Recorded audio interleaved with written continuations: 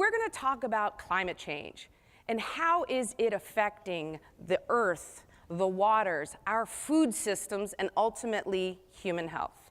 That's what we're going to talk about. We're going to start that way and talk about, it's a little gloom and doom, it's a little heavy, but there's a lot of information that we want to make sure that we pass on. And then we will hope to end on a high note, a positive note, empowerment, key. What do we do? How do we respond? Is there anything we can do? And that's how we'll end. So we're going to start in that trajectory. So first I want to talk about on land. Let's talk about agriculture. How and in what manner, and I know this is a big question, that's okay, we can start slow. How and in what manner is climate change affecting agriculture? There's three main ways in which climate change is affecting our food system, our food production. The first is rising CO2 levels. As you know, that's one of the main things that's causing global warming, because the CO2 molecules capture the thermal radiation and send it back to Earth. But the CO2 is also what green plants use to produce food in the process of photosynthesis. So some people thought that elevated CO2 levels with climate change would actually be good for us because it would increase food production. But as we begin to do research, we realize two things. First of all, it's more complicated than that, as you might assume, because for different reasons, many of our crop plants actually higher levels of CO2 diminish their nutritional content due to the process of the chemical process of photosynthesis. They're less able to take up nitrogen from the soil.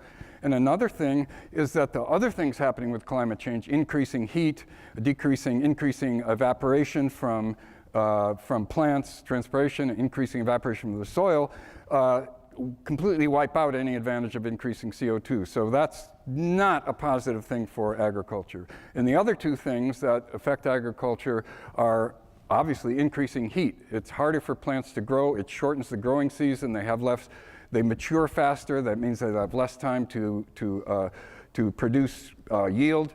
And of course, it increases stress. Some crops won't be able to get enough cooling hours. For example, in California, there's already been a problem with sweet cherry crop. Walnut crops are on the chopping block because they won't get enough cooling hours to produce food where they are now growing. So that means those farmers won't be able to grow those crops anymore. And the third thing is the increasing extremes of weather. Extreme drought, flood, which we have here in California in abundance already, but the climate change is making making the level of variability greater, and so the challenges to farmers greater in terms of wildfires. In Santa Barbara, where I live, wildfires burning avocado orchards, and in terms of flooding. So we have these extremes. All these three things are making food production more difficult under climate change. And I'd add to what David said, I think, underscore how significant all of those issues are for farmers on the ground. I think for many of you here in San Diego County, which often lays claim to having the most diverse and largest pool of small farmers. And we do. in Number California. In the country. In the country, and I won't take that away. I think it's notable that these are really significant impacts to folks on the ground, right? And I work a lot in the San Joaquin Valley in particular, as David spoke to. These are not small issues. When you look at the amount of fruits and nuts we produce for the entire country in California, over 40% of nut production, about 80% of fruit and vegetable production in the entire country. These are not insignificant issues. When you have more variable temperatures, when you have a less reliable water supply. And more variable temperatures, because we were having this conversation before the panel, we tend to think of climate change mostly as it's getting hotter. But actually, and you kind of started to touch on that, but we're talking about extremes. Talk about that a little bit. Sorry to interrupt. Yeah, no, and I think that's exactly right. So this is the challenge we face. I mean, for those of us, I live up in the Sacramento area, and I think you also had a similar experience this winter. We got a lot of rain this year, actually more than we're used to. And that's great for the Sierra snowpack in particular, right? This turns into snow that then is the reservoir of water that we draw down for most of agriculture, really for the entire state. And that's great this year, Now, some of us can remember a few years back when there was a drought for several years and what that meant. What did farmers end up having to do? They looked to groundwater. They pumped groundwater as quickly as they could to make up for this loss. And so these issues about that variability from drought to dramatic precipitation to building up snowpack are very significant to family farmers, the folks that I work with across particularly California. You think about smallholder among farmers outside of Fresno who rely on a very fragile amount of water being delivered to them through irrigation. If they can't get that, they can't grow a really important set of fruit and vegetable crops for the Central Valley. They also, as we see a dramatic depletion of groundwater, they have inability to actually draw on that groundwater because they can't pump it quickly enough or deep enough to actually get it out of the ground. And so, we look at those impacts. A lot of the folks, David and I were speaking to this, the folks that are at the margins feel this even more, right? Smaller farmers who are less able to adapt to these significant changes, smaller farmers that don't have the resources or the capital to actually be able to buy the new technology or equipment, that don't own their land, can get pushed off of it. All these things make that system that much more fragile for the smallest of our farmers, particularly for folks that just don't have the wealth and equity built up to survive these dramatic changes. You made me think of something when you talked about the rainfall this year, and all of us across the state were out there watching this amazing bloom and the wildflower bloom, and it was incredible. But we had that a little bit last year, maybe not quite as dramatic, but then all of that incredible growth, and you see it now just driving here. There's wild mustard on the side of the road, there's fennel, it's flowering, except that what happens with that come fall, come fire season. Right. And so talk about that a little bit. We also have the fire impact, not just directly, but also in agriculture. How is that being, how is that affected? Yeah, no, that's exactly right. I mean, I look at as I drove over the grapevine a few days ago, I was sort of impressed by how much growth there was over the grapevine. I was also having the concurrent thought of, oh my gosh, look at that fuel load. Yeah. And I think that's the reality of so much of what farmers face in California. Smaller farmers are often operating kind of between that urban and that rural interface. They're operating, in more forested areas. We talk about them as working on working lands. These are areas that are much more susceptible to fires when they come. When we build up all of this biomass, that precipitation builds up much more of that vegetable matter on the soil. We then have, when a drought comes, it actually makes a dramatic fuel load that can then burn. And we worked closely with a lot of farmers up in the Sonoma area after the Tubbs fire, and we lost several dozen farmers because there just weren't enough breaks, there weren't enough buffers between them and actually the fires themselves, and they just ripped through, as they did with many homes, ripped through farmers and actually made it very difficult for those farmers to be able to build back up their operations thereafter. And so all of these things, precipitation or too much of it, lack of it, the actual building up. And the inconsistency, as I was thinking about as you were talking, a lot of people who aren't farmers, for example, would say, well, we got all this rain this year, or the drought is over and everything is great. But is it really? If you get no water and then a lot of water, how does that affect topsoil and farming and agriculture generally? Yeah, I mean, I think that's right, and feel free to chime in, David. I think, the challenge we face is farmers need to operate on much longer time frames, right? Our responsibility is to build up soil, invest in our soil, because that's truly where we are able to actually grow food from, is healthy, living, vibrant soils are actually our ability so it's like soil is alive, right? Soil is alive, that's right. It is alive, it's made up of, microorganisms. It is an alive sort of creature, right? And so this is when we have healthy, vibrant soils, that's actually how we're able to produce the types of rich, nutritious foods that we're looking for. And the challenge is when we have very hot, intense fires that burn across that topsoil, or too much water, it actually diminishes our ability to have just washes healthy it away. soils. Washes that topsoil away, or if it dries up too quickly, we can lose it. So I think these are some of the significant impacts of what happens to soil. And hotter temperatures also mean that the microbial turnover of carbon in the soil will probably increase. I mean, it's good for microbes to eat carbon compounds in the soil because they release nutrients for plants. But when they're eating the carbon compounds too quickly, the plants can't take up the nutrients, and so it's a loss. And that means the CO2 is going up into the air. And more is not better. That's the problem. It's like high-low now, gradually getting hotter, and yet at the same time, extremes of everything else. Just a plug for a prior panel, if you want to learn more about dirt and soil or the difference therein and how many microorganisms there are in a handful of really healthy soil, you can watch the soil panel on UCTV. Sorry for the shameless plug. One of the things we didn't, but there's more coming. One of the things that we didn't really get to yet is let's talk about what about the pests that relate to agricultural pests. We're going to come to human pests soon, but let's talk about the pests as they relate to crops. Talk about that for a second. Sure. Yeah, I would say that, both with increasing temperatures, we see the movement of vectors that carry a variety of pest pressures that are problems for health, but we see the migration of pests from really around the world. Global transportation has actually exacerbated that as well. And I think the challenge we see, as you look in California agriculture, is we're trying to combat a variety of pests that didn't used to exist in California, particularly insect pests that are... So some are going up. Some are going up already, and we see that on farms. And they're bad ones. They're bad ones, and I think it's an important to distinguish. They're good and beneficial ones, as we often talk about, and we want to build up on farms. This is part of the natural ecosystem of a farm, is we want to build up beneficial predation of insects on other insects.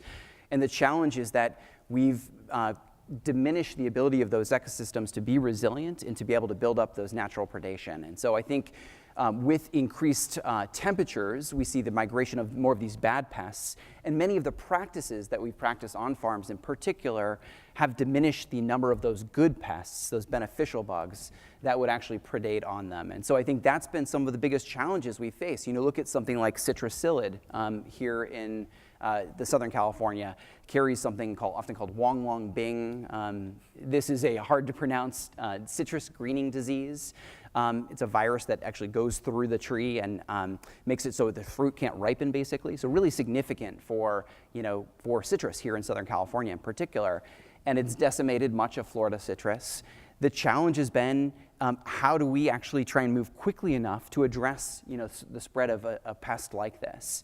And the challenge is that they are moving more quickly than we can build up the beneficial insects to actually to be able to tackle them. And so what folks have turned to oftentimes is greater and greater use of harmful pesticides, right? And whether this is new systemic insecticides or whether it's the sort of more foliarly sprayed insecticides, these are problematic not only because they end up in our water and our air, and kill the soil. And kill the soil and hurt people, but they also kill the beneficial bugs, bees. You just made me think of something you said is that, we tend to take a one enemy at a time approach, and it doesn't really work here because this is a fully integrated system, much like the human body, right? It's not one thing at a time. And in case you wanted to chime in, David, and I can tell Kelly is ready to, anything you wanted to add on that? I just want to mention briefly that what Paul is saying is it becomes a negative feedback loop, because the more we diminish the insect diversity, the more it's likely that population explosions of negative pests and pathogens will occur. It sounds like the microbiome in our gut. Yeah. So people at UC Santa Cruz, like W. Letourneau and entomologists, have been doing lots of research showing that in many ways, not all diversity, but the right kind of biodiversity in terms of plant diversity, arthropod, insect diversity, all work together, and it can create ecosystems that dampen these extremes. Climate change makes all that more difficult. And it's this combination of temperature and moisture that you guys are talking about that then expands that season within which these pests, which are not getting predated, no predation on, and you're having to put these additional inputs, and they're getting a longer time to kind of increase and do their damage. Yep. Right, it's sort of bigger, longer, stronger, different times of the year, new and different kind of incoming that we're dealing with both on agriculture and also in the human health side. But I can tell, Kelly, you want to... Yeah, so it's interesting as you talk about how these things are transforming agriculture. I see a direct parallel to how it's transforming how we practice healthcare and health in general. When you talk about diversity of the soil, human beings, we carry our soil with us, and we give that a very fancy term, which is all the rage these days, which is microbiome. And as we see microbes diminishing in the soil, we're also seeing the same thing happen in ourselves. And this is creating most of the health conditions, the chronic health conditions that we're seeing can be related back to the microbiome. So when we take these isolation strategies to like target one bad bug or to target one bad virus, it leads to the depletion of the diversity overall. So like what you're saying, like in Florida, they grow so much citrus, right? It's not a diverse crop over there. So if you're gonna get loaded with a virus, that's gonna take down a lot of people at one time. It's the same thing with us. If we're giving our kids all that pink amoxicillin, you know, we're destroying the diversity in their microbiome, and it's leading to increases in challenges with the immune system, allergies. Then we have this extended pollen season, right? So now the allergies are even way worse, and it's this top-down following. When we focus on just one thing as opposed to taking into account the whole terrain, we get ourselves into big trouble. Well, it's interesting. There is, oh, sorry, go ahead. Who was? Yeah, I think that, you know, to wrap up what the farmers said and the public Are you health. ready to move to the ocean? Close to. Is the ocean feeling neglected? We are driving everything else, right? The ocean. Okay. Yeah. No, but what I'm saying is that in a big picture, this One Health movement has been going on, where you cannot have healthy people when you don't have healthy water, healthy crop, right? And the planet has to be healthy for us to be healthy, and we cannot just be the only, you know, species healthy and everything else is dying around us. And I think it's all a matter of balance, right? And we disrupt the balance, and climate change has a good role into disrupting that balance. And so here we are, and how can we catch up with it and reestablish the balance is one of the big question and the big issue that we have between all the big projects. And should we pump CO2 down into the ground? Could we, you know, the geoengineering kind of things. Do we capture it in the soil? Or it's one thing at a time. Is it carbon? Is it bug? Is it this? Is it that? One fix at a time solutions really is ignoring the fact that it is a fully integrated. It turns out, you know, we live on one planet, as it turns out. We have one home. And I was thinking, actually, as you were talking, there's a tremendous amount of research now in the gut microbiome, and we still know a tiny bit about everything that's there. We don't know we can't even identify every microorganism and or what it does specifically, but we know. And we know a lot less about what you could call the microbiome of the soil, but the research now, that's the new cutting edge, because now we understand, turns out, that thing that's in that handful of alive soil relates directly to our own gut microbiome and therefore our health. And so what your point is that this is truly all integrated. So I'm glad that you say that. And are you ready to move to oceans? Well, no, I'll keep you know, being friendly to my, land? Yeah, I'm staying on land, you know. But what's important for the people to understand is we are all connected through water. If you go back to Biology 101, what you study is the cycle of water. You know, from the atmosphere to the rain, the snowpack, the aquifer, the rivers, the ocean, and back up. And we are made of water. We are made of 70% of water. And I think that if people understand that, whether you are a farmer, a fisherman, you live inland on an island, it doesn't matter. We are all connected. The water will do that for you.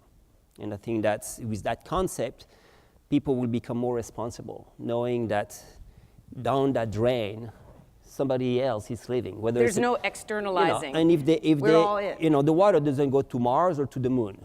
Mm-hmm. It stays here. And we are staying here too. So we have to be part of the system. So should we talk about the water a little bit? Well, I think that, well, now that you brought it up, I think it's important to bring in water into the microbiome and human health, because this is the thing. In order to find water that's actually healthy for you and natural is next to impossible. Right, unless you have, you know, an aquifer on your property, you're getting processed water. And just like we know, we talk about processed food. I'm sure everybody in this audience knows processed food is not the best kind of food for you. Processed water is also not the best. But we're getting to the point, like he said, because it's all connected, that you really can't find any water that's clean anymore, which means the fish aren't going to be clean, which means the plant, so it's this ongoing issue. So if we just focus on one little piece of it, we're missing the whole picture. So shameless plug for the Sustainable Seafood panel, also available on UCTV. No, thank you for doing that. Go ahead, Dimitri, please. I want to make sure that people also understand when we talk about water, that's valid for beer and wine, right?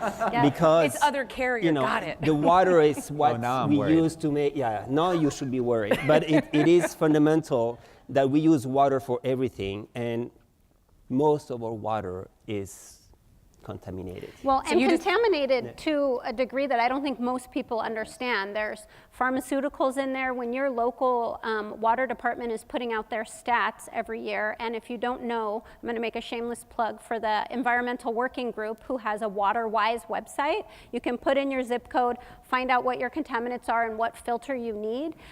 That doesn't take into account pharmaceuticals. And most of us are drinking hormones because a lot of women are on birth control. We're drinking antidepressants. Our water is so dirty from the runoff that now we have to put bleach and chlorine in it. So these are all things that we need to understand, and that affects the microbiome. You use bleach to kill the germs in your kitchen. What do you think that's doing when it comes on your skin or coming into your body?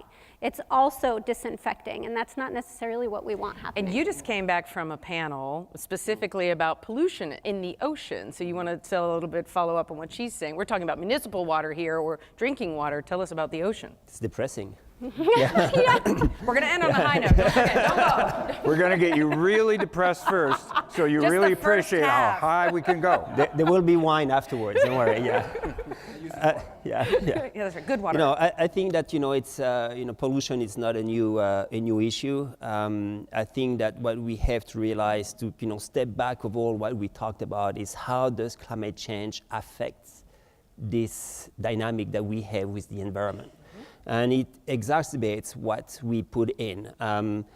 With the climate change, we have more runoff, meaning that we have more pollution going into the waterways, more chemicals. Don't get me started on the pollution with plastics. We know that plastic is everywhere. How does that relate to climate change? One might ask, well, plastic it's a carbon it's fossil fuel that we use, and all that is part of the equilibrium. And so I think that we need to be aware that the pollution effect is long-term. And, we already tell you don't eat too much fish. Some of you in the room might be vegetarians. Very soon, it will be like, don't eat too many veggies. Every pollution is becoming, invasive to the entire system. And as Kayla was saying, the problem is that we are getting more and more pollutants that we don't know what they are. More pharmaceuticals, more compounds that are banned in one country and not in the other. And water doesn't have geoboundaries, right? It just goes across. And then, this has created quite a bit of, transboundary issues. And this is where where the politics will come into public health comes into play. Yeah, and so I'm glad you said the word politics, because kind of what we've got going on in this country right now is we have Flint, Michigan, who still does not have clean water. I think it's 3 to 5 years later. But we also have Nestle coming in and taking water from indigenous lands and bottling it and selling it. So even though you're right, water doesn't understand boundaries, our politicians do, and so do our corporations, and they're using that to their advantage, and it affects the most marginalized communities the most, right? The poor people, the people who have darker skin. These are all institutions that need to be looked at and held accountable, not just on an individual level. Like, it's great for me to say, get a filter. It's wonderful, but also we have to hold our politicians locally and nationally accountable for solve these things. problems on a macro level. And I fundamentally agree. I think one of the things, we work with a lot of communities in the San Joaquin Valley, and these are folks that are very much like Flint, actually communities even larger than the size of Flint if you add them all together, that don't have access to drinking water. And this is years of some industrial farming practices that have contaminated their drinking water with over-fertilizer use. And so there's a dramatic amount of fertilizer that's ended up in their drinking water. They can't pump it out of the ground. They literally can't pump the water under their feet to drink it because it is so contaminated, and this is linked to blue baby syndrome and other health effects. This is an area larger than the size of Flint, and yet we still have been unable to provide clean drinking water for these communities, and it's directly related to our overuse of heavy fertilizers and our belief that if you just add more NPK, that we can actually keep growing our way, or fertilize our way out of overproduction. And why do we need to add fertilizers? Because we've already negatively impacted the soil. We've and so fundamentally undermined all of those things that you mentioned when you plug the other panel of the 14 different microorganisms that are in the soil, and that we have diminished our ability to actually have healthy soil. We have about 1 to 2% of the original good topsoil left in California. We have fundamentally dipped into the reservoir of what was our soil health. And so we're unable to now actually grow things. And so we rely on these heavy inputs, fertilizers, which pesticides. are expensive and heavy and or toxic. Expensive and heavy, and run by 4 corporations, really, that own all of those inputs. So when you get to the political analysis of it, sorry to cut you off, Kelly, No, is the side of it is you have 4 corporations that dominate the inputs that you put into agriculture.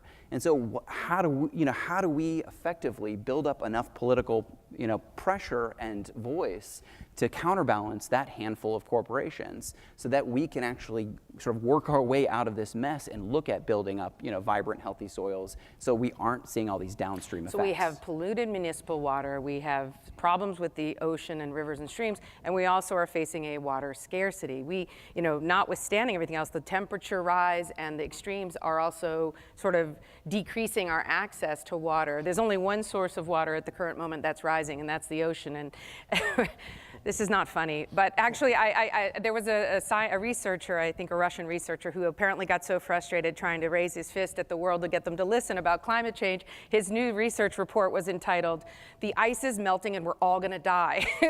So, which is pretty strong language for an academic study, but you could maybe feel the frustration of the person who got there. I mean, we really are, I know this sounds alarmist and or alarming. I think it's accurate. But then, one of the reasons we have these dialogues is to say, it turns out that the food choices that I make don't just affect my health, but the health of my community and the health of the globe around me, and that there's a synergy here, whether it's underrepresented communities who don't have water. Yes, politics is the stream through which much of this operates, but so is our own personal actions. And so it's really important, we're gonna get there on the high note, to talk about how and in what manner we can positively reverse this trend. Because that's what we want to do. We want to stay on Earth, most of us. We got one home and we'd like to keep it.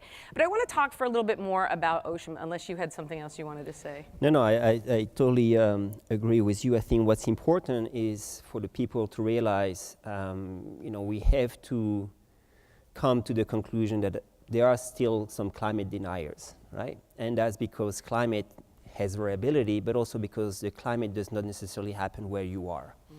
And so we have to keep that in mind, that for the food resource, that's the same thing. In the ocean of San Diego might not get warmer. It won't turn on into Hawaii waters. But it is getting warmer. It's getting warmer for sure. But people want to be like, hey, it's not really global warming. It doesn't really matter. But that's not the point. The point is that, 1,000 kilometers far away, things are getting either super hot or freezing. And then you have all these masses of organisms that change, that have to migrate, that have to go somewhere, masses of nutrients that are being displaced, and that comes with displacement of your food. And so climate change will have an impact that if you are eating something today, well, that something won't be there tomorrow. And you can try to change things, but people have to realize that it's not because the change happens where you are. The change might happen further away where you can't see it, but it's there. And so I think that's important to the mindset of the people to realize that, again, we are part of this global network of impacts, and we are a node of it. And if we want to affect the rest of it, we have to be implicated in it and be responsible for it. And that's actually one of one of the positive things about the climate catastrophe that's looming is that, as Paul and I were talking before the panel, is maybe this will, at a global scale, provide, it pushes over that threshold of, as a global community, saying, shit, we better start working together, or else we're all gone. We can't do it. I think you mentioned earlier about how, people can't isolate themselves from climate change. A lot of people still think they can. And I think to the extent that they become to realize we can't isolate ourselves, we're all going to be better off to the extent that we make everybody better off. So the farm workers who are at the front line of growing food in our California, for example, are the ones that are suffering from heat stroke in the fields. They're the ones whose aquifers are out of range of what they can afford to put their wells down in these little communities in the Central Valley. They're the ones who are getting their water when they can get it polluted.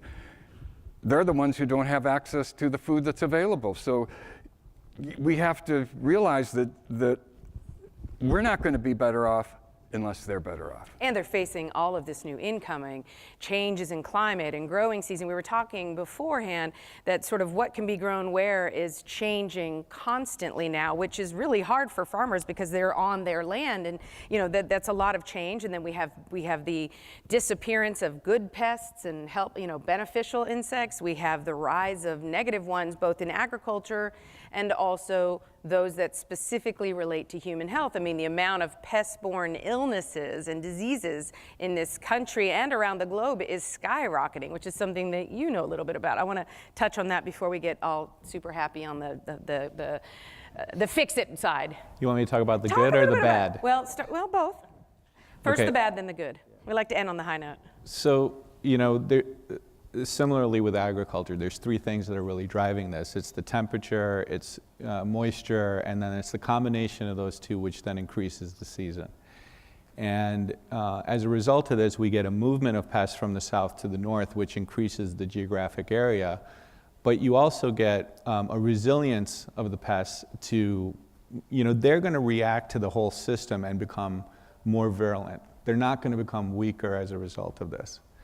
And so we need to think about this in terms of, how we want to respond to that. And when we respond to that, do we want to be broad spectrum? Do we want to be going after all of it? And I know that in some aspects we think of this as, okay, we need to individually, we should not be individually targeting, but looking at this broadly.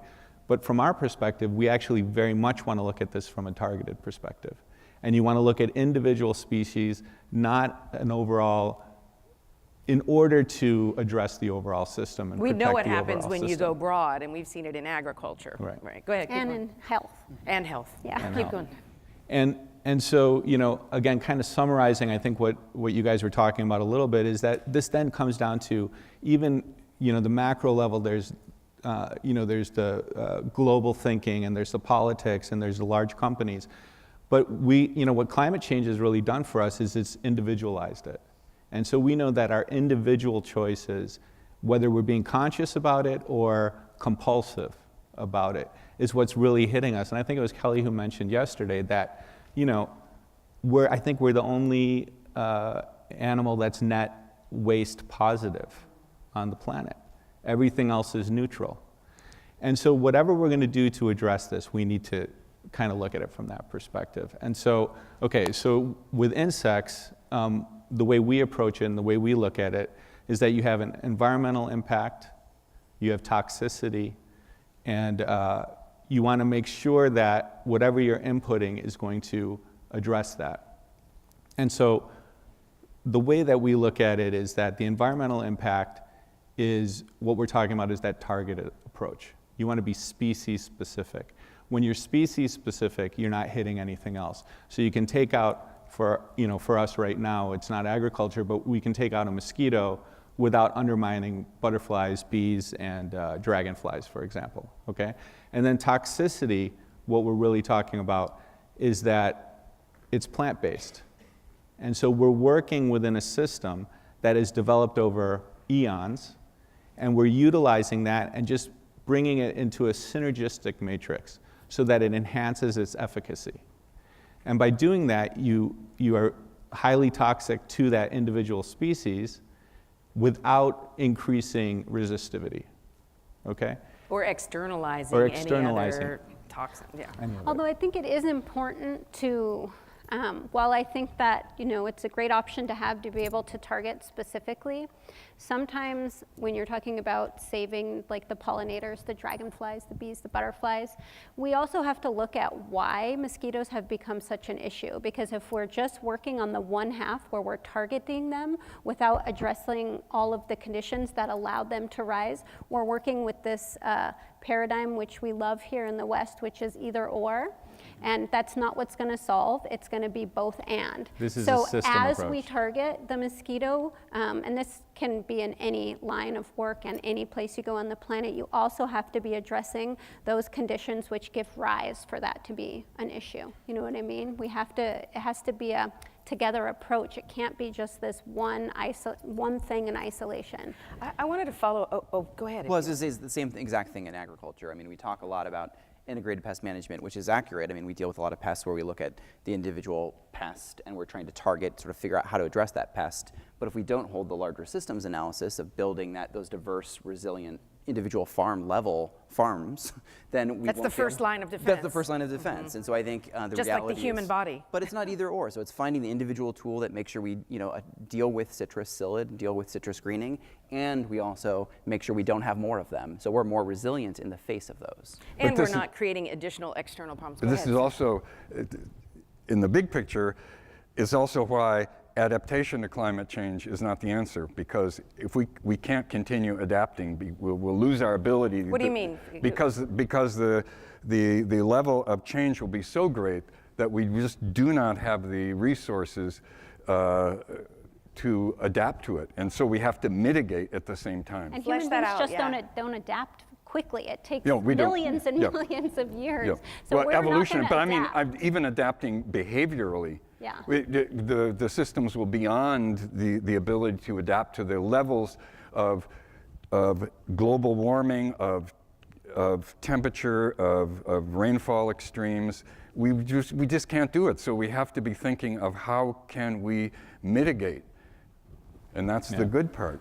Technology is not an excuse for us to continue our behavior, right? It's what you're Exactly. saying is that we have to be individualized about this, which will then affect our greater action towards things. We can't look for that magic bullet and say, oh, okay, I Magic pill, too, can right? keep living the life I'm living. So I want to follow up a little bit more. We talked quite a bit about agriculture and sort of the impact, and we were starting to dip into human health specifically as it relates to food and health, toxicity and health, and just generally health. If you could give a broad brush of ways in which human health is being impacted, and or if there are specific illnesses, diseases, or conditions. We got some questions specifically about whether certain conditions have become more prevalent in the modern era. Yeah, so in my work at UCSD, I have a specialization in the GI tract. So I consider myself like an earth nutritionist because the microbiome is like our soil. So if you see the... We used to eat dirt when we were kids, yeah, right? totally. This doesn't happen anymore. Hopefully you still do. Hopefully you still do, yeah. Yes, so the conditions that we're most concerned about right now are what we call non-communicable diseases, meaning these are not the ones that are being passed back and forth. These are the chronic issues, and what we're seeing a huge rise in are anything related to the immune system. So allergy, asthma, autoimmune conditions, we're seeing these things take off like nobody's business. And the main reason why we're seeing that is because our microbiomes are being decimated. I mean, you cannot live in this, I was just at an environmental health conference, and I came home and I didn't get out of bed for 3 days, really, because it's just so overwhelming, right? They've done samples on cord blood, baby cord blood, 271 chemicals. 190 of those are known carcinogens. We know they cause cancer. So that, at first glance, that can make you be like, oh my gosh, what are we doing, right? So those chemicals are out there. If we can keep our microbiome and our environment resilient, then we'll be good. How do we keep our microbiome resilient? Biodiversity, okay? Biodiversity is the answer to all the things we're talking about on the macro and the micro level. And what does that mean for us? That means that we're eating a variety of plant species as much as possible, organic and regenerative. And that, in turn, the fiber in those fruits, vegetables, whole grains is gonna pull the things out that we don't want.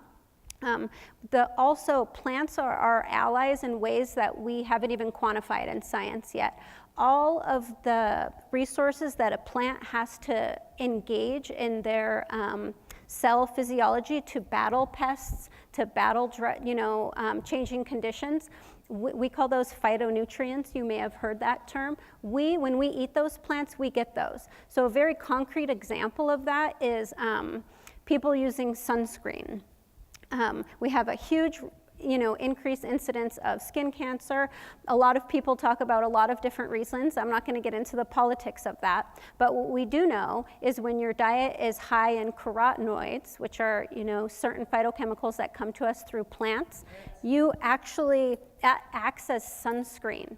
Your body is more resilient to those rays. So that's part of the reason why we're having such an increase, because our nutrients are so poor. And something that you spoke about earlier is we put a lot of synthetic chemicals into our soil. One of the reasons why is because we don't have integrated farms anymore.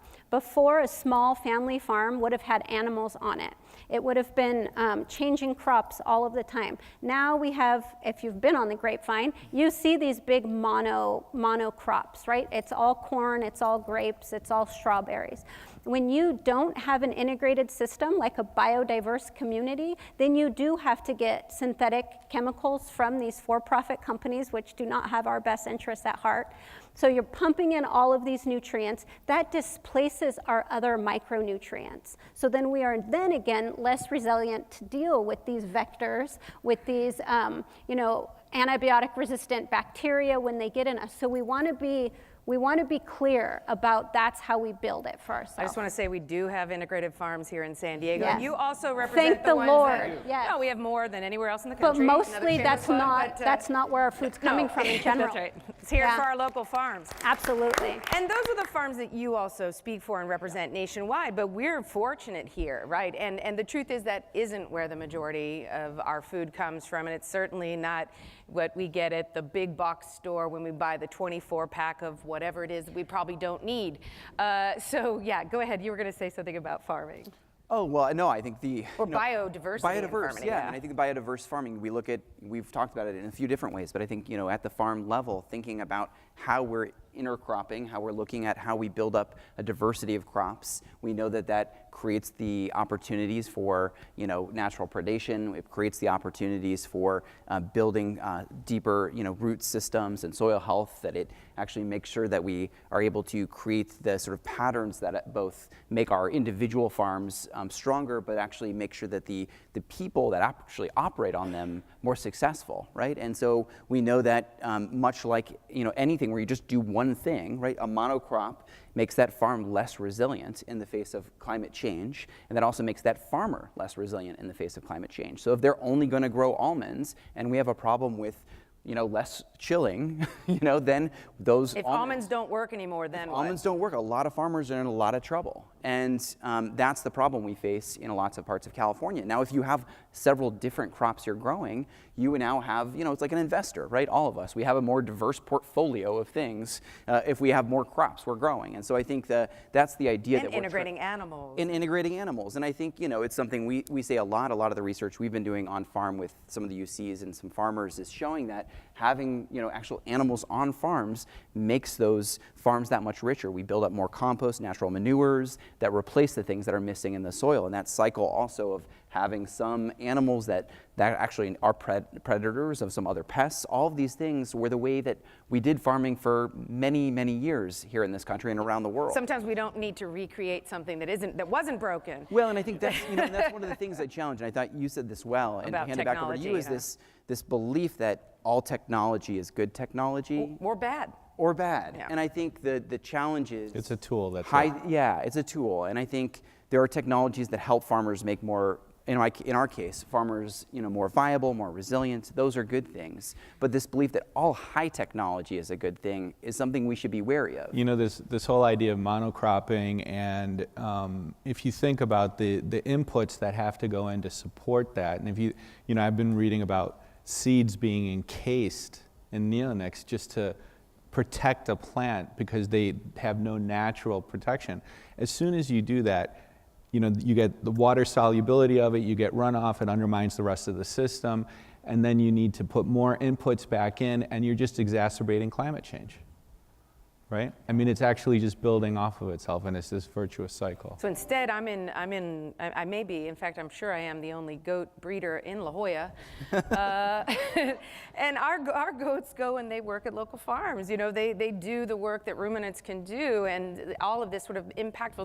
There's a lot of different ways to solve a problem. It's not one size fits all. It's not the same answer everywhere. And when we, whether through new tech, bad tech, good tech, try to recreate the wheel entirely or disregard all of our historical, cultural, institutional knowledge and think new is always better, then we're really going off, and we really end up creating additional external problems, runoff effect, impact that was not our intent perhaps. And so looking back at traditional models and ways in which we might improve them here or enhance them there, or how to, another shameless plug for a food tank panel we did last year, but it was about technology, and this one was using specific technology with drones to assess the water at certain farmland across the western United States so that they could increase the efficiency with which they were using the water on the farm. That's fantastic, right? Because water is scarce and we have issues. So if we can use technology to be targeted in what we're doing, that's brilliant. But to replace some of our historic, integrated systems, I think is where we go wrong. And I would just, one case study of that here in California, and I think we should just all acknowledge it, is you look at the history of tomato harvesting. And so this was an example where we meant to make tomato harvesting easier to reduce some of the labor pressures. We meant to reduce the dependence on non-competitive labor. On non-competitive labor. And the idea is that we created these machines that only more well-to-do farmers could then afford of a certain scale. It increased the scale of farming operation, got rid of some of the labor associated with it, and the smaller farmers couldn't compete in the marketplace with those larger tomato farmers. And so I think just acknowledging that while we look for these solutions, to your point, what are the consequences of all of those choices that we make? Well, bigger is clearly not better in farming from I think, my perspective and probably many others. So, I mentioned earlier that this One Health movement that is out there, so that, healthy plants, healthy environment will be healthy people. But there is also another movement that is based on biomimicry. And biomimicry is what can we learn from nature to develop technology that would benefit us without... It's a perfect lead-in. Yeah, without a big impact on the environment. And I think, what was discussed earlier here, it's exactly that. Nature has done things for millions of years. Pretty well. Successfully, and now we are undoing that. So how can we come up with technologies, new technologies, but that will mimic what nature has done? And if we are able to do that, which there is increasing amount of pressure on big corporations that start to have directors of biomimicry on their boards, which is a good thing, so that we can actually learn from nature, make compounds that are fully biodegradable, and try to come up with technologies that will keep that diversity, keep everything the way nature would have done it, but of course in a way that is of business-wise attractive. Yeah, it's not about throwing out the baby with the bathwater, right? It's about, if you see something working in nature, you can study that, you can look at that, and then you can enhance it. You don't need to sit there and say, okay, we have a problem, we need to invent something new. You can very much take this incremental, intuitive process in terms of your development and coming up with solutions to these problems. Go ahead, please. I'd just like to put in an addendum to what you said about not reinventing the wheel and doing things the way we have done for so long. And that is, the way we have done things for so long is exactly what's led to the problems we're in today. We have before the agricultural revolution of about 12, 13,000 years ago, when in a relatively short period of time around the world, in all the continents except Australia and Antarctica, agriculture started developing. And Here in Mexico, near Oaxaca, yeah? Oaxaca, Guerrero states in southern Mexico are one of the centers of the domestication of things that we all depend on every day, like maize and avocado and chile and squash and bean. And since then, exponential growth, you don't notice it at first. It starts off very slow, but eventually that doubling mentality of exponential growth catches up with you. And we have what many people now call the Great Acceleration, which if you look at graphs of water consumption, of CO2 concentration, of methane concentration, of nitrous oxide concentration in the atmosphere, if you look at rates of non-communicable diseases, if you look at antibiotic resistance, you see this starting at different times since the Industrial Revolution. You see this, and especially more recently in the last half a century, you see this incredible increase in all these rates, which we call the Great Acceleration. And I think that we somehow have to understand where that comes from. And I think it comes from our approach to all problems of a supply side. If there's a problem with gosh, we don't have enough food here. Oh, there's a problem with climate change. We can't grow this. Where can we grow more? Instead, we have to begin to think about how we can actually consume less. We have to transition from thinking of every problem as a supply side problem to thinking of it as a demand side problem. And in fact, if you look at the thresholds for where we need to be to avoid catastrophic climate change, I'm talking about climate change that wreaks havoc across the natural and the social world, we have to reduce what we are taking from the world. And this includes diet change. If we don't change our diets to eliminate a lot of animal foods and processed foods that are contributing a lot to climate change, we don't have a chance. Explain why. I want to follow up on what you just said about animal foods, processed food. Tell me why those specifically you believe are affecting. Animals, we have about 30 billion animals in the world at any given time. We have about 7 billion human beings. We have 30 billion animals. Every year we slaughter over 100 billion animals. They take 80% of all our agricultural land is for animal food production. 30% of the crops grown in the world are fed to animals. And just from a thermodynamic point of view, that's very inefficient because animals are very inefficient. I'm not saying all animals should be gotten rid of, but they dominate our system. And for example, per gram of protein, a gram of protein produced by a lentil plant only produces 1/250th the amount of greenhouse gas emissions as 1 gram of protein produced by a cow. The efficiency of animals is abysmal. And we finally are getting to a consensus. There have been major papers published in Science, Nature, The Lancet, just in the last several months, all saying we have to change our diets to avoid climate catastrophe. I want to follow up on meat real quick because another shameless plug, Meaty Issues, also UCTV. But look, one of the problems is that we eat, we're not out here to tell people not to eat meat. Some people may choose that. That's a personal choice. But the truth is we eat 5 times more than the UN says we should, twice as much as the USDA says we should. We waste about half of it. The amount of land used to grow grain to feed cattle that is never eaten, that is wasted, is equal to the size of Mexico internationally. So the bottom line is eat less, don't waste, choose wisely. So I just want to say that it's nuanced, but I agree with you 100%. And so you were going to say things, and then I want to come back to you and follow up with the processed food. Well, I was just, you stole my line actually. But I was saying, insects are getting, popular now to eat. But I think which are, they are another way good. to control the population. Exactly. Yeah. But the That'll waste, kill them, eat them. Well, the kill them, then waste, eat them. you know, waste is a big issue. There is an inequality of food supply. You talk about the food supply, food demand, sure, but then there is, go to, the supermarket and you have so many choices, different types of meats or vegetables that are there.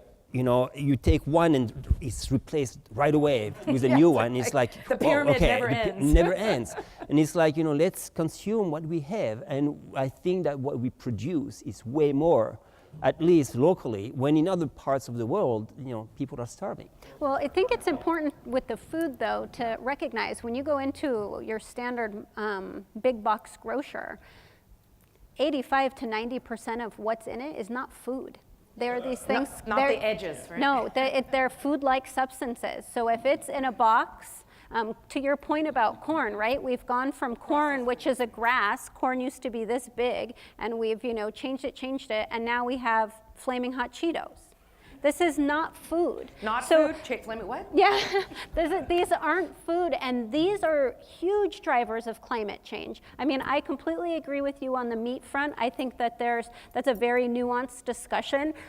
Confined animal feeding, farms, this is really terrible. But we also have to, it's sad that this day and age we have to define what food is. Because if it's coming in a plastic bag and it has a barcode on it, it's probably not food. So the simple message, instead of getting in the weeds, and like within my profession and likely within yours, and they're like always pitting the paleo versus the vegan, and it's like that is not the issue here, folks. We need to be eating food. I always think about Michael Pollan's book, which is like eat food, mostly greens, not so much. It's sort of like mostly plants, not too much. Simple rules to live by. But all cows aren't equal, are they? No. I mean, in the sense that when you're the talking about choose your ratio of lesion versus a gram of protein in either or, I mean, how much can you reduce that discrepancy by choosing wisely with your cow? Not too much, I don't think. Most of the studies have been done, for example, of grass-fed beef. They have the same impact as CAFO beef in terms of climate. Yeah. Well, so, it depends, because those studies were not done in looking at the sequestration of the carbon dioxide into the soil. So that's a very controversial issue. We have to be very clear that science, in my opinion, has become very similar to religion. We think because a paper comes out, that means it's black and white and it's true. That is You not mean like the case. ice is melting, we're all going to die? Yeah, that one's probably true, but you can find a paper. If you want to look up in the literature, you can find a paper to support whatever the hell you want it to support. I don't want to go wholly down the meat rabbit hole here. Watch meaty issues. But look, what we didn't really get to yet, we've talked a lot about ocean, we've talked about biodiversity, but we haven't really talked specifically about sea life species and how they are impacted or affected by climate change, and specifically like the ones most of us like to eat. Like my friend here in the front row. How are our fish populations and other sea life populations being impacted, specifically those that relate to our food supply? So, there are different things. So, if you are an animal that can move, it will be very different than the one that is stuck to the bottom of the ocean. And so let's already make the distinction between your oyster eater and lobsters versus a fish, right? So the oysters and the lobsters, we all have heard the term of ocean acidification, the oxygen minimum zones. Those are giant problems. We don't see them. It's not that you put something in the ocean and it will dissolve like it's acid, right? It's progressive, it's slow, it's not truly acid, it's acidified, the pH is slightly lowering, but we can measure it, and we can see the impact on those organisms that calcify. And most of those organisms, another controversial topic, most of them decalcify, some of them benefit from it because there is more calcium available and it's easier to calcify with lower pH in the water. But the ones that we are interested in, the oysters, the movers, or the non-movers. The oysters, the mussels and everything, we collect them over the years, and they are getting thinner and thinner and thinner, to the point where eating your oyster, you won't have to crack the shell anymore. You can scoop it up and just, it's pretty convenient. So So for that standpoint, Everything's yes. becoming soft shell? Yeah, soft shell, yeah. And then comes the big fish, right? The big fish is fished everywhere, and it's becoming an issue because, of course, we don't know where to fish anymore. And not only there are less fish, but fish move.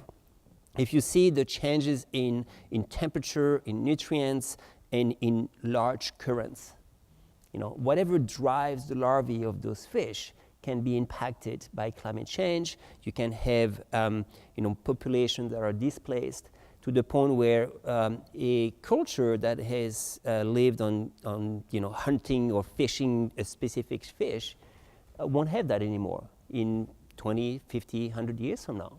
And so all the tools that we have developed to fish something somewhere very specific will have to be changed. We have to fish deeper, or we have to fish in places that are shallower where there is more or less of the impact of ocean acidification or oxygen minimum zones, but more of an impact of runoff pollution. And so it's going to be all a trade-off or where we have to adapt. And again, it's back to this biodiversity and adaptation that we talked about. Is it good to fish, in the large scale and have all those nets drifting? No, it's not good. It creates a lot of bycatch. It creates a supply of food that is way more than what we need, right? After that, it's recycled and it's going to the farmers to feed, cows or to feed other things. And so that's not a good idea. Now, can we reduce that and go back to the, small fishing businesses? Which is what we have here in This San is Diego what as we well. have, and this is where a fisherman, you ask a fisherman, what do you fish now compared to 20 years ago? Where do you fish that type of fish versus another one? Now there's more and more fish from tropical waters coming in. And It's changing. It's changing. They're stayed in the same place, but what's coming and what It's they're fishing. changing, but the fisherman adapts. The fisherman says, well, we don't find this fish anymore, we find to that one. But you know what? We have developed the gear to adapt. We know how to fish them now. And what you eat in your plates now, it will be slightly different. Which is an interesting thing. So a lot of their folks at your organization are working with local fishermen who are working with local fishermen,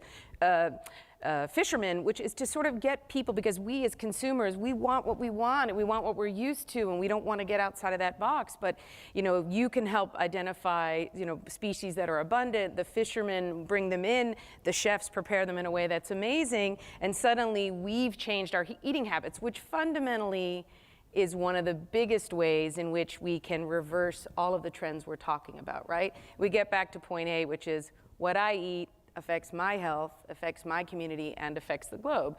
So by eating more diverse species, by a more plant-based diet, what else? What else can we do to flip this trend? Yeah, so one thing I want to say is that if you look at the food chain of the world, essentially human beings are at the top of it. So we're going to be the biggest bioaccumulator of everything that's going challenging in the world. We raise our bioaccumulation status. It's going to go higher and higher the higher we eat up that food chain, right? So for instance, a fish, a lot of people like to eat salmon. This is probably going to be really depressing, but I just learned this at a conference. Why is a salmon high in omega-3s? Because they eat algae, right? But as the salmon swims along, they're also bioaccumulating everything else that's in the water, pharmaceuticals, plastics. I mean, we're finding microplastics in all of the flesh, right? So it is, and I really like this slide that's up right now, if we're making the foundation of what we're eating, and remind you that eating is the most intimate experience we have with the world and the earth, and we do it several times a day. So it's a huge leverage point. The lower we can eat on that food chain, the better off it's going to be for us, and by and large, because whatever is good for us is good for the planet as well. So it's not you can never eat meat. Like, I don't ever get dogmatic. I've been in clinical practice a long time now, to know that there's not one diet that's going to work for everybody. It's just not how it is. And in different times in our life, we need different things. But if we can gauge, and most Americans are not getting enough fruit and vegetable and the things at the bottom there of that pyramid. So we just need to be able to, how can I shift? And also, how can I shift policy? Because it does have to do with your circle of influence. It is your own personal choices, but it's how you raise your children. It's what you bring to a potluck. It's what you're, instead of having Panera come in at your next work meeting, find a local company that's plant-based. There's many ways that we can maximize our circles of influence beyond just our plate, but absolutely starting with our plate. Yeah, I fundamentally agree, and I think we sort of touched on this, but knowing your fisherman, fisherwoman, knowing your farmer, I think are critically Number important. one. Yeah. Yes.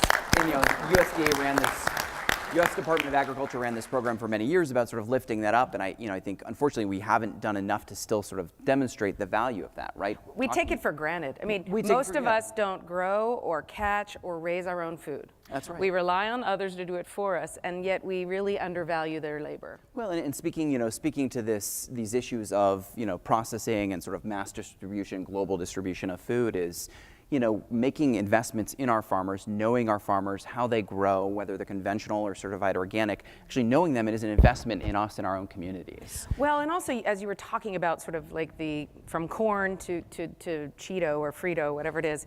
But the point is, like, sort of as you go up that chain toward more and more processed, remember that the grower of the fundamental ingredient at the bottom is getting less and less and less. And we're willing to pay, we want to pay nothing for that bag, and it's been transported, manufactured, processed, label, advertising, and turned into this thing, flaming hot Cheeto, whatever it is, whereas the farmer now is just getting the tiniest proportion, and for them the costs are not flat. The costs are continually increasing. Labor costs, water costs, right? And so it's really an uphill battle for those who are actually producing the food that we eat, that is the ingredient behind the process. So what I'm hearing is that we should, stay away from the process, get local, get real, grow our own, choose wisely, meet our farmers, our fishermen. What else? Well, for me, it's, we have this habit that you go to the grocery store, you buy whatever food that might be, and you want to pack your refrigerator, right? Okay, the box store concept. And it's like, why, So in many other countries, you go and buy your food for the day, or maybe for the next 2 days. In many countries, the fridges are no bigger than The dorm fridge, that's right. like very small. You have a freezer, yes, for conveniency, but I think this concept that you have to buy things, for the week and preserve it, which is the hardest things you can do. Nutrients value are going down. It's so much better to just walk to the market that if you can and buy fresh. Obviously not available for everyone in every community. Of course, and no, part and of our that's problem. understandable. That's Big problem. intersectionality with It poverty, is, but I think that here in San Diego, we have the option to do that. You have a bunch of farmers market, and even if you go to your local grocery store, you might not need to buy everything now for the week. And I think that changes everything. And I think this is such an important point, and one that we were talking about earlier, that this is an issue of intersectionality. That may be true for the more privileged of us, but we have this bigger problem in our country and other industrialized countries of convenience. And convenience is killing us. It's killing us. I mean, to be able to, I see it like you can buy cut up onions in the grocery store. It's in saran wrap and plastic, and you don't even know how long it's been sitting there. The chance saying for buy you a to get knife, food, get but a yeah, well, it's just convenience. It's like, give me a break. You can't cut an onion. And there are people who do not have the time because of the way our socio-economic political systems make it. But that's also and right. it's super important because we can sit up here in our semi-privileged positions, or else we wouldn't be sitting up here, and say, this is what you should be doing, less processed. If you have $10 for your week of groceries, I can guarantee you're going to be buying Top Ramen. And that is total BS. I'm not going to say the word because I'm going to be nice. And that is a socio-economic political problem. And please vote. Vote, and locally, nationally, Because, you know, I've been doing this long enough to It know shouldn't be cheaper than a carrot. No, it absolutely should not be cheaper than a carrot. And there are ways to mitigate and work around this system. I'm happy to talk to anybody about them. But we shouldn't have to be doing all of these things to combat a convenient political system that's totally corrupt and a total mess. And I fundamentally Strong agree. words. And we are losing, according to the Ag Census that came out 2 weeks ago, we're losing over 4 farms a day here in California. And the reality is that's in part because we're not investing in those farmers in our communities and our local economies. What also means, on the flip side, we have a less resilient food and farming system, and we have less opportunity to bring fresh fruits and vegetables into our schools, our homes, our communities, all these nutrients, this depletion of that in all the ways. And so I think the reality is when you think about what you can do, politically is critically important. I think, I spend a lot of time in Sacramento where I live, and a lot of it is decision makers are not getting enough signals from folks that they need to take leadership on these issues. There is not a food and farming caucus in the state legislature. There is not a group of people that see the interlinkage between food and agriculture. And justice. And justice, and actually see that as their responsibility to stand up on those issues. It's one of the reasons we created the California Food and Farming Network was we got over 60 organizations together to try and push that platform together. But the reality is we actually don't see people saying, these are issues that matter to me. I'm a legislator from San Diego. These are priority issues for me, and we need to make sure that they are priority issues. And so we need to take cap and trade dollars assessed at the state level and invest those in these ways in our communities to both lift up our farmers and lift people out of poverty so they can actually purchase that food, use their SNAP benefits, their food stamp benefits to actually buy food from farmers. How do we do more to draw those connections to both lift people out of poverty and sustain our system in the long run? And I would say that disconnection is absolutely done on purpose. For sure. This is to keep people from engaging in the power that we have as citizens. If you don't know what's going on, and if you're working 3 jobs just to pay an exorbitant rent in San Diego, you're not going to have time to learn about these things. And it's sure in the hell not being taught in public school systems. So if you don't have the privilege to know about it, then you're not going to know, and you're not going to be able to advocate for yourself. So that's why, as people in this room, the fact that we can take time on a Sunday to talk about these issues, we need to tap our circles of influence and help those that are less fortunate, and maybe people who are more fortunate, to be able to utilize their resources in better ways. No, but Excellent point. there's a lot of, I was just going to say final thoughts from everyone on our panel on what we can do within our zones or spheres of influence to flip the cycle. Let's start on my left and we'll work that way. Thank you, Kelly. well, now I feel like I should plug my stuff when I wanted to respond here. You can do both. You can do both. So a lot of people are trapped though, right? I mean, I think you guys spoke to this before, in that, so they're going to seem like they're advocating or defending, subsidized food and subsidized production, and yet the farmers and the people who are eating the processed food, the farmers who are producing for that and the people who are eating it are in fact trapped, right? So it looks like a political group that wants the status quo to be maintained, but this is in fact something that industry does very, very successfully, right? And it sets up systems with the government in order to block or give a perception of this is safe and this is a way for us to protect ourselves, when in fact what they're doing is protecting themselves. And so speaking about the evil empire. Now tell us about your private business response. So speaking of the evil, that was my segue. Speaking of the evil empire, me and my partners came together and we put this company Nascent together to address what I saw as being ridiculous pesticide and insecticide use. And in fact, my story is that, I have 3 little girls. We were living in a part of the world where dengue and malaria and everything was there, and they would go downstairs and play every single day. And you cannot put DEET or anything else on your children every single day. It just doesn't work.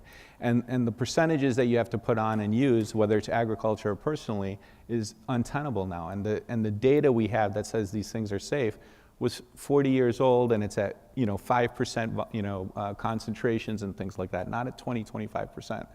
So that's why we started looking at this, and we wanted to come up with an alternative that could work. And so I've talked about this. It's plant-based. It's all of these things.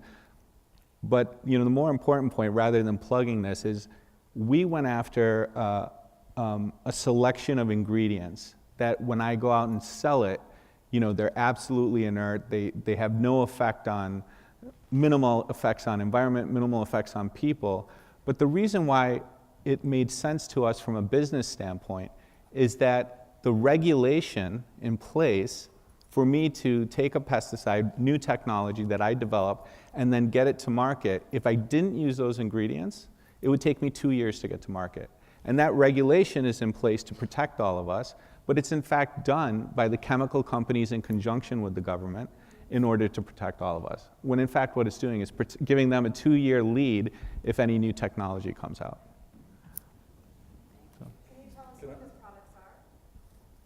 So what we basically The question have, is, what are the products, just in case you didn't hear that? So the 3 products we have right now are a mosquito repellent, a tick repellent, and a bed bug. But they're in trials product. right now, but soon available to you. So Yeah. keep your eyes peeled and follow them. Tell us your thoughts about what we can do, we as citizens, as consumers, as advocates, whatever we can do to flip the cycle. Well, flipping the cycle will be hard, but I No, we think, need positive now. Yeah, but I think the positive aspect. I think we have to remember that we are part of the system, and that we are human beings, but we are a species like any other, and that like every other species, we'll need the diversity. And most importantly, it's education. I have a kid as well. They are very bright little, human beings, and they are very concerned about what's going to be tomorrow. And we cannot hide what's going on. We cannot hide to them the mess we have been putting them in. That we've created. We have created. And so now we have to educate them to be creative, to live within the processes of nature, as opposed to think that human beings are above all and that we won't be touched by any of that. If the world collapses, we'll go with it. Where do we go? We'll go with it. So education is important. Thank you. How about you? Yeah, I think from my perspective, and I'm thinking about this, my father's out in the audience, and this morning my kids were digging in the soil, and worms were crawling all over their hands, and bed bugs, and earwigs, and other fun things. And I was reminded of that sort of that wonder and excitement and that joy. We have a lot of kid analogies, I guess, but thinking about that potential. We think about agriculture is 8% of greenhouse gas emissions right now, but it has a far greater potential to mitigate, greenhouse gases. We know much greater than that 8%, and so I really think that I'm excited about that sort of untapped potential, tapping this wonder and excitement that our children have for using agriculture as the only really man-made thing that has that potential to actually try and address and mitigate climate, sequester carbon at the levels it needs to. We could become, instead of a net emitter, a net sequester, and by multiples, actually. By multiples, the only thing. And so I think... Watch the soil story. Watch the soil story. We'll keep plugging. But just to say, that's where I find excitement. And I think, California has been a leader in this regard when he passed, landmark climate change laws. Healthy soils initiatives. Exactly. Sure. Passed the health, first we established cap and trade, which I think we can have a robust debate about, but has set up California on the course to reducing greenhouse gas emissions by 2040. And 2030, excuse me. And so the reality is that we can do it in California. We've created programs, the Healthy Soils Program, the Water Energy Efficiency Program, the Manure Management Program, that pay farmers, give them incentives and grants to actually do the right thing. We're sending them the signals about what we want to see changed here in California. Now, it's overly bureaucratic. It's not nearly enough. But the reality is California is taking some leadership there, and we need even more. And so I guess I would say, let's keep doing the right thing. Let's all get to know our farmers, invest, buy from farmers. There's a great new initiative that was launched a couple weeks ago about actually being able to give a few more dollars when you go out to eat to an initiative that'll pay towards farmers doing the right thing with their soil. So if you find that on your bill at a nice local restaurant, please contribute to that.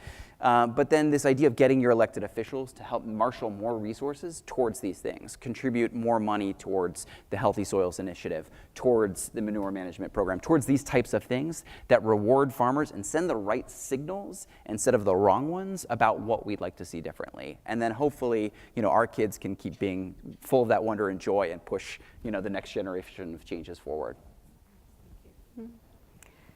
Wow.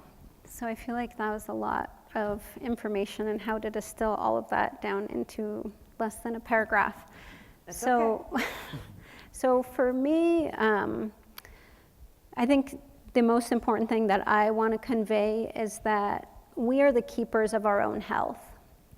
And in so being given that responsibility by whatever force you believe that responsibility has been given to you, we are also responsible for the health of everything around us, including the planet. Plants, yes, but the planet. So the decisions that we can make in our everyday life that affect not only us, but everybody. And like I said earlier, the most intimately we are involved with the planet and nature, which we are a part of. We're not like, we don't go to nature. We are that nature, right? But the most intimate relationship we have is what gets put on our plate or our bowl. And then what goes into our mouth. Because I don't think a lot of people realize that the only reason we are here is because of Mother Earth. What she produces, even if it's Cheetos, which I hope it's not, that is what makes our cells turn over and keep doing what we're doing. So we are a two-legged manifestation of the earth walking around. The one thing we have is a conscious and an upper thinking. So we have a huge opportunity to change our everyday choices, including voting, talking, and I would say probably the biggest thing you can do when you leave this room, I hope, is to connect more, whether that be with your neighbor, your farmer, even your child, even your doctor. I mean, this is one thing I didn't really get to talk about today, but the way we run our institutionalized healthcare system is a mess. And so really holding those connections that you have accountable in all the ways. So please know that every time you eat, you're voting with your fork and you're voting with your dollars. But we also need to keep those higher levels, because I think that we can get really focused on what we should do individually, and our government loves that because that means consumption, right? That means, oh, you buy a Prius instead of something else, or you buy a Tesla. Those are great changes, but we also need to be holding those people who are in offices because we put them there accountable for our values, and that's not happening. And we need to get beyond the rigmarole and the blue and red and, oh, it's so divisive, we can't even talk to each other anymore. Those boundaries need to get broken down, and I hope so in this next election that we can actually start not only getting things that benefit us individually into place in policy, but benefit our planet as well. It's a tough act to follow. Well, I don't know what to say now. I mean, my great fellow panelists have really covered the territory. I would like to, taking off on a little bit what Kelly said, is not only, we need to make personal choices. We vote with our forks, but our forks can only access the food that's in our environments. And so we need to work to change those environments. At the University of California, we have a Healthy Campus Network initiative, part of our Global Food Initiative, which is great. Yet, still, our campuses, if you walk around the UCSD campus, what do you see as a food environment mostly? If you walk around my UCSB campus, what you see is fast food franchises, convenience stores full of soda and snack foods and Cheetos, and plastic water bottles. So we need to change the environments.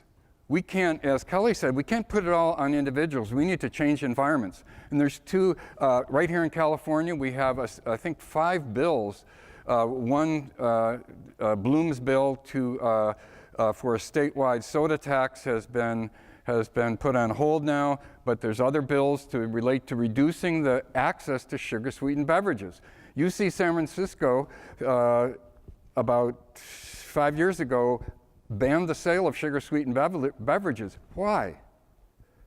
Why? Because some faculty members, Laura Schmidt, who's a faculty member there, is one of the leaders, and she came out of a conference, a research talk where people were talking about how sugar-sweetened beverages are driving obesity, driving diabetes, driving coronary heart disease, driving cancers, and she walked out and she sees there's a convenience store selling 32-ounce. So this isn't right. Eventually, they were able, she and her co-collaborators were able to convince the university that it was unethical for a public university whose research had shown how bad these things were to be making money from selling them. So somehow, we have to bring that kind of awareness to our whole food environment. We have to take back control of our food environment. And there's two things at a national level. Am I going too long? No. There's two. I get off on this.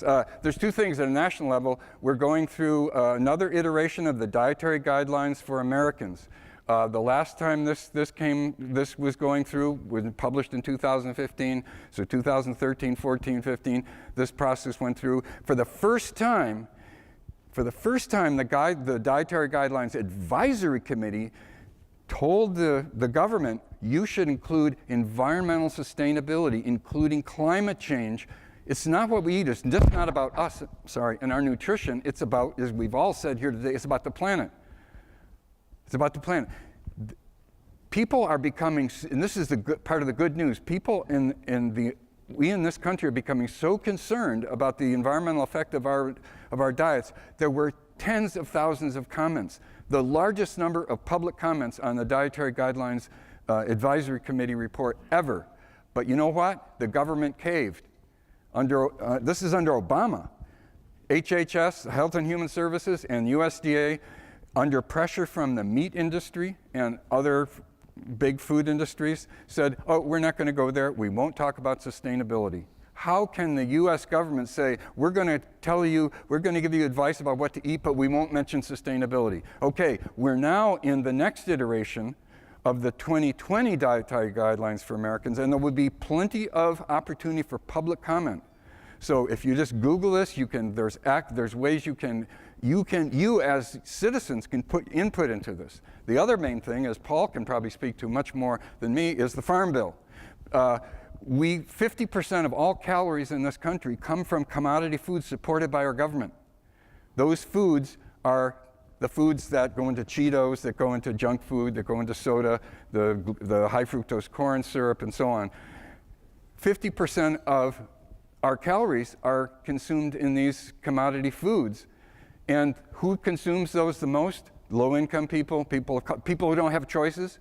And they, as a result, have the highest level of these non-communicable diseases. So having input into the Farm Bill is another way, at a national level, we can begin to say to the government, we want to take our food system back. We want to take it back for a healthy planet, for healthy people, for everybody.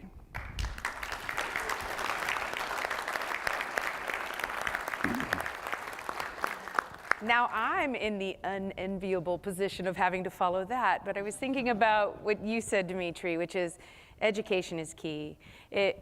We need to learn about the impact of our food choices. We need to meet and get to know our farmers and fishermen in our community, the people who supply us. We need to appreciate the work that they do, and we need to support them when they're trying to do things that are greener and cleaner for all of us.